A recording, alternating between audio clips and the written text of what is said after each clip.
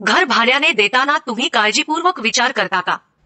कारण जर नाही तर पुढची बातमी तुमच्यासाठी एक इशारा ठरू शकते. शेगाव हे बुलढाणा जिल्ह्यातील एक शांतस आणि संत नगरी म्हणून ओळखला जाणार शहर. त्यामुळे इथे नेहमी गर्दी असते. त्याचा फायदा काही अवैध व्यावसायिक घेताना दिसत आहे. 3 मे रोजी इथे घडला एक असा प्रकार ज्याने संपूर्ण कॉलनी हादरली. SBI कॉलनी शहरातील उच्चभ्रू आणि प्रतिष्ठित परिसर. पण इथेच एका घरात सुरू होता देहव्यापाराचा धंदा.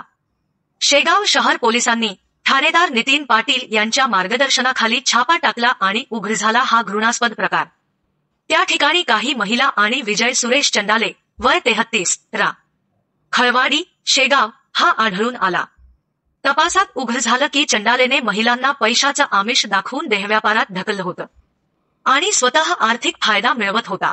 या प्रकरणी पोलीस उपनिरीक्षक कुणाल जाधव यांच्या फिर्यादीवरून आरोपीवर अनैतिक देहव्यवसाय प्रतिबंधक अधिनियम 1956 अंतर्गत गुन्हा दाखल करण्यात आला आहे.